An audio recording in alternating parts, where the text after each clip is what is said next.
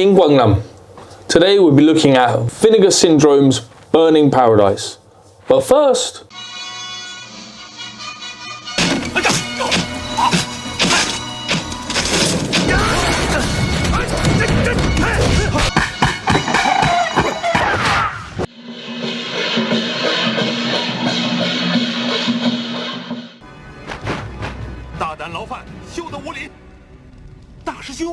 welcome back. So Burning Paradise, 4勺红林子 in Mandarin, and 4勺红林子 in Cantonese, which translates as Burning Red Lotus Temple.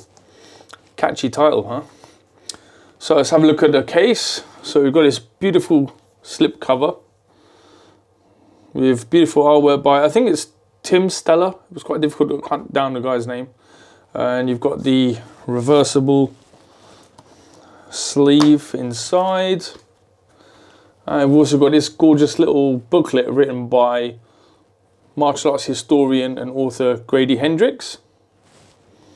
There's about half of this is dedicated really to Ringo Lam and John Woo's films, more than this film.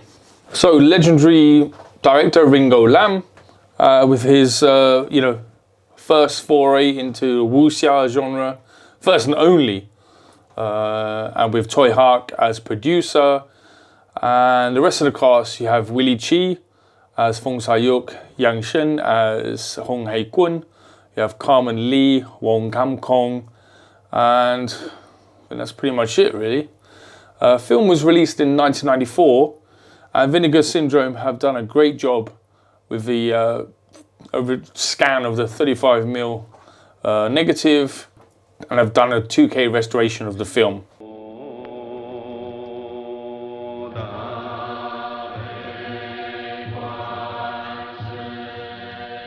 Another thing to mention is, thankfully, the kind chaps at Vinegar Syndrome, they've made this film region free.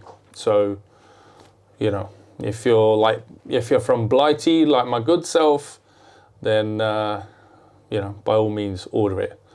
Previously, I've only ever seen the DVD, like a pretty poor quality DVD, or I've got the Made in Hong Kong VHS kicking around somewhere, and yeah, even that was not great, especially because the film was really, really dark. This film was supposedly a remake of the burning of the Red Lotus Temple, which is a 1928 silent movie. How true that is, I don't know, but if you have a look, you'll find so many films that are centered around the burning of the Red Lotus Temple.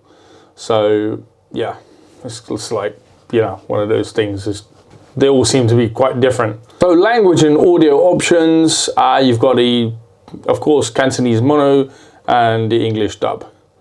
So nothing out of the usual there.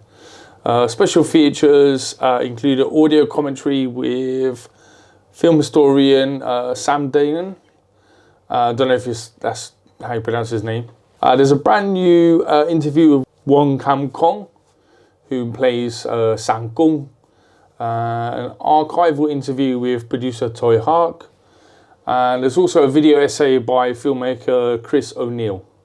And also we've got the original theatrical trailer. So, a nice amount of bits on there. Right, so let's talk about the film. So this film was one of my favorite films growing up. And that doesn't mean that the film's perfect, but there's enough in this film for you to keep coming back. The film was pretty poorly received on initial release in Hong Kong. I think it cost something like 20 million Hong Kong dollars to make, and I think it got $1.5 million back. So yeah, that's a pretty big bomb. I first watched the Made in Hong Kong VHS, and I think that was released in '97. I instantly fell in love with the film, the dark look, the wanton violence and gore. was very much different to anything that had come out before that. And obviously it just looks like a Ringo Lam film, just full of excesses, full of anger, full of rage. I remember when I first saw the film, and within like the first 5 minutes, I think, Fong Sayuk had cut a guy in two, and his horse's head was chopped off with a flying guillotine.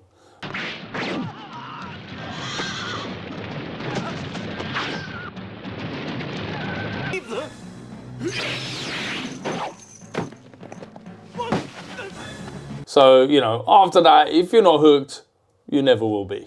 This film's just got so many nice little bits. You've got Sang Kung with his kind of almost like a Qigong technique for protecting his body. You've got Hong Hei-kun with his tiger style, Fong Sayuk with his crane style, and those fights with them pairing up against each other and pairing up against Sang Kung with Fong Sayuk on top of Hong Hei-kun's shoulders. You know, those were standout moments for me. I just loved the fight scenes and just the imagery in this film.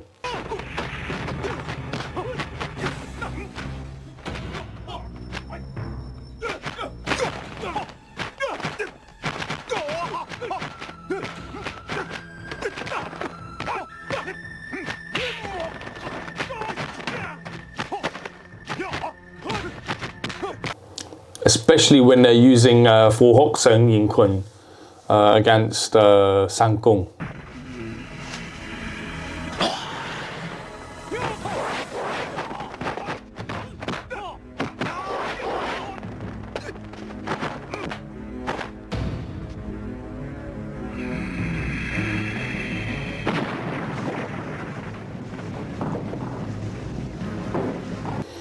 Yang Shen as Hong Hei-kun. Yang Shen, incidentally, just dropping everything here, was a member of Jackie Chan's Singaban, the Jackie Chan stunt team. And yeah, in the making of this video, I realised that I found out that he passed away last year. So yeah. That was a real shame because, you know, he was a really, really talented guy. You could see in his movement, his stance work, really, really clean martial arts. You know, his proportions as well. I think when he'd be doing the stance, especially when he's he's behind the fireplace, and he's in like a pole vault, and he's there doing a tiger stance, and you know his stance just looks really clean and on point. Really impressive. It's those little bits that I look for. You know, I have some experience with martial arts, with kung fu styles, and so I really appreciate when you see someone that's got really excellent basics. For me, it really stands out. So you could say like people like, put myself on the spot here now. People like Wu Jing, people like Yu Rongguang. You know, two examples of people that really you could see that they had just that little bit extra. The finesse, the lines, clean lines, the ji beng gong, the basics are just really, really on point, and it really, really shows. So yeah, I was really sad to see that he died, and I think he was only 58, so you know, young man. So yeah, it's a real shame. I really enjoyed Wong Kam Kong's role. I think he was like a Chinese Robert De Niro. He's just really intense, you know, something bubbling away under the surface, and you never knew what he was going to do. Just such rage finally coming out. And just the way he was doing the artwork, he's an artist as well. You know, the pieces of art he was doing, they were, you know, really dark and impressive. The fight scenes were choreographed by Chris Lei Kin-sang and are fast, frenetic, complement the sets, utilizing the environment. So yeah, I was really blown away by the film. If I had any criticisms of the film, I'd say it would be that it was a little bit slow in places, and that Willie Chi, his martial arts, aren't always up to scratch, especially when on screen with Yang Sheng, who played Hong Hei Kwon.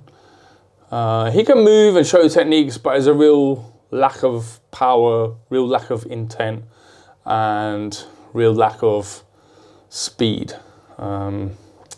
So yeah, I'd say that. So it was, it was amazing choreography, set design. Really loved the story, and the fact that Ringo Lam and Choi Hark wanted to try to do something different, something that had never been done before, and really put themselves out there. So I give Burning Paradise 4 out of 5. Maybe you think that's too generous. Maybe you think it's 5 out of 5. Let me know in the comments, and we'll see you next time. 再見。